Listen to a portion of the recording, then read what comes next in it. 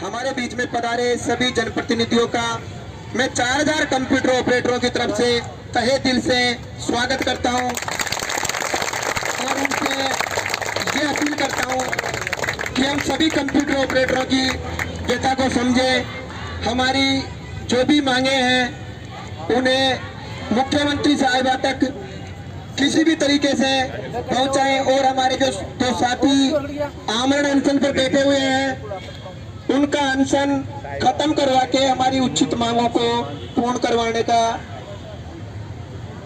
कष्ट करें और हमारे जो साथी बैठे हुए हैं उनको 2 शब्द कह के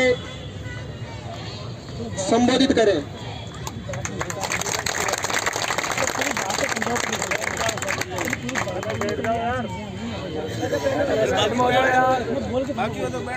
भैया आगे जो खड़े हो नीचे बैठ जाओ।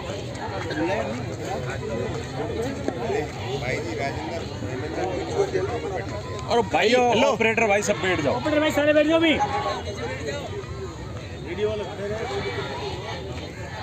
एमएनडी में ऑपरेटर जो भी सीधे जाओ भाई। सभी ऑपरेटर अपने अपने स्थान पर बैठ जाएं और शांति बनाए रखें। हमारे बीच में वो जनप्रतिनिधि हैं जिनका कहना गहलोत साहब भी नहीं टालते और मुझे पूरी उम्मीद है कि जो भाई साहब और हमारे बीच में आए हुए हैं ये हमारी व्यथा को समझेंगे और मुख्यमंत्री साहब तक अपनी बात पहुंचाएंगे। इसलिए मैं भाई साहब को कहना चाहता हूं कि 2 शब्द कहें।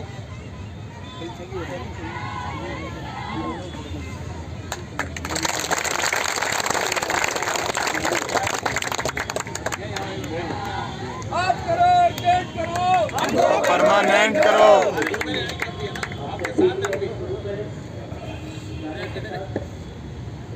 अखिल राजस्थान मुख्यमंत्री निःशुल्क दवा एवं जांच योजना संविदा कंप्यूटर ऑपरेटर महासंघ राजस्थान के धरना और आमरण अनशन के इस कार्यक्रम में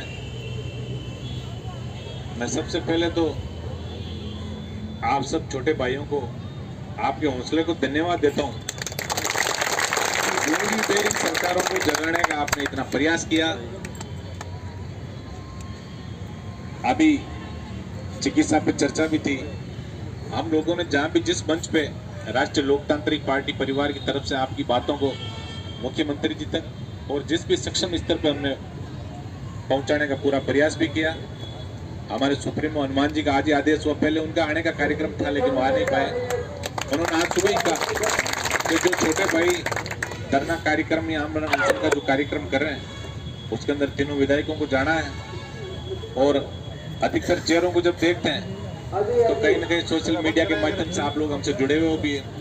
आप छोटे भाई हो, हमारा हमेशा प्रयास रहता है और हम विधानसभा ही नहीं जहां भी हमें मौका मिलता है हर प्लेटफॉर्म पे हम ये कहते हैं कि जब तक प्रदेश के अंदर बेरोजगार नवयुवकों की सरकारें गूंगी बेरी सरकारें नहीं चुनेगी तब तक हम विकसित राजस्थान की कल्पना नहीं कर सकते।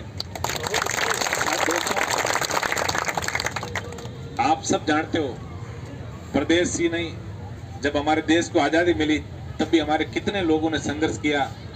तो हर अच्छी चीज को पाने के लिए कहीं ना कहीं संघर्ष बहुत जरूरी है। आप लोग संघर्ष कर रहे हो, हम तन मन धन से आपके साथ है। पूरा राष्ट्रीय लोकतांत्रिक पार्टी परिवार सरकार की ईंट से ईंट बजा देंगे। एक ही चीज का आपको ध्यान रखना है कि आंदोलन जो भी आंदोलन चलते हैं उनकी सफलता का एक ही राज होता है कि सरकार पर बैठे लोग उनकी एक मंशा होती है कि कैसे करके आंदोलन अनुशासनहीनता की तरफ जाए और सरकार लाठी का जोर चलाए और आपको खदेड़ दे। ऐसा नहीं करना है। अनुशासित तरीके से पूरे अनुशासन से आपको ये कार्यक्रम का आयोजन करा है। मैं परमपिता परमेश्वर से आप लोगों के लिए दुआ भी करता हूँ। निश्चित रूप से ये गूंगी बेरी सरकार जो है ये एक दिन जागेगी और आप अपना हक ही तो मांग रहे हैं। आपको ऐसी कोई माउंट एवरेस्ट की चोटी पे को फतेह करने का तो मांग नहीं रहे। आप जो काम कर रहे हो और ये सब सरकार को भी पता है कि एक व्यक्ति जो मुख्यमंत्री निःशुल्क दवा योजना के अंदर सुबह से लेकर और रात तक मुख्यमंत्री जी की जो निःशुल्क दवा योजना है उसका फायदा आम गरीब व्यक्ति तक पहुंचाने का आप लोग ईमानदारी से जो प्रयास करते हो, इन लोगों की नजरों में कि आप लोग एक अच्छा काम करोगे तभी तो सरकारें, जो भी सरकारें आई है, आप जानते हो जब कर्मचारी अच्छा काम करता है तभी तो सरकार रिपीट होती है।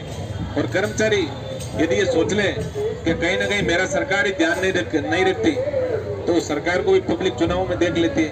लोकतंत्र है, पूरी शक्ति जो है लोकतंत्र के अंदर, जो जनता के अंदर है, आप सब परिवार के लोग हैं। हम आपको यही आश्वस्त करके जाना चाहते हैं यहाँ से कि हम हमेशा पूरा राष्ट्रीय लोकतांत्रिक पार्टी परिवार, जब तक आपको न्याय नहीं मिलेगा और सारी की सारी आपकी मांगे जब तक सरकार नहीं मानेगी तब तक हम कंधे से कंधा मिलाएंगे।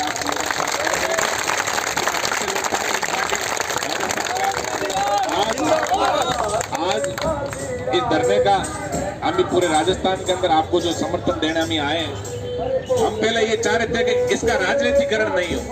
हमारी ये मंशा थी कि हम पर्दे के पीछे रह के आप लोगों की खूब मदद करें।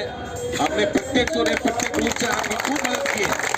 जब विपक्षी पार्टियां जब धरने और प्रदर्शन में पहुंचती है तो सरकार में बैठे कुछ बदमाश लोग उसको दूसरी तरफ ले जा रहे होते हैं और सरकार के आकाओं को ये कह देते हैं कि इसका श्रेय उसको मिलेगा, इसलिए आपको ये काम नहीं करना है। इसलिए हम इतने दिन आपके बीच नहीं आए, लेकिन अब बजट का सेशन चल रहा है, बहुत महत्वपूर्ण सेशन है और पुरजोर तरीके से राष्ट्रीय लोकतांत्रिक पार्टी आपके हक और अधिकार के लिए विधानसभा में लड़ेगी।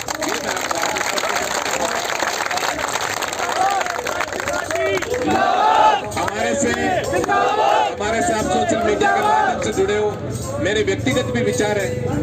मैं ये कहता हूँ हमेशा कि जब तक व्यक्ति को जो एक समाज से भी जुड़ा हुआ व्यक्ति होता है, उसके बाल बच्चे भी होते हैं। अभी कई बच्चे जो है वो नौकरी की कगार में, नौकरी हो जाएगी, आपके रिश्ते भी हो जाएंगे छोटे भाइयों में, कई को ये भी हमें पता है। आपका परिवार भी आगे बढ़ाना है तो सिर्फ 8, 10, 7, 5 हजार, कईयों को 5,000 मिल रहे हैं, कई संविदा कर्मियों को 7,000 मिल रहे हैं, कईयों को 8,000 मिल रहे हैं और ये कह रहे हैं हम निरोगी राजस्थान बनाएंगे। कैसे बनाओगे निरोगी राजस्थान? कल भी मैंने जब चिकित्सा की चर्चा चल रही थी, मैं एक ही चीज के पक्ष में हूँ कि व्यक्ति जो काम कर रहा है, जो कर्मचारी काम कर रहा है, उसको उसकी मेहनत के हिसाब से अच्छे सामाजिक रूप से भी, आर्थिक रूप से भी और मानसिक रूप से भी वो सरकार और जनता को कुछ न कुछ दे सके। 5,000 रुपए सरकार देती है सिर्फ इसलिए कि हमें कभी ना कभी सरकार, आप लोगों की भी इच्छा होती है कभी ना कभी सरकार जो है वो हमें परमानेंट करेगी। लेकिन पूरा शोषण करके और उसके बाद आपको कोर्ट कचहरी में धकेल दे तो आपका जीवन भी क्या होगा ये भी हमसे बेहतर कोई नहीं जानता, क्योंकि हम भी आपके जैसे लोग हैं, किसान परिवार में जन्मे और एक किसान की क्या व्यथा होती है इसको भी हम बहुत अच्छी तरह से जानते हैं।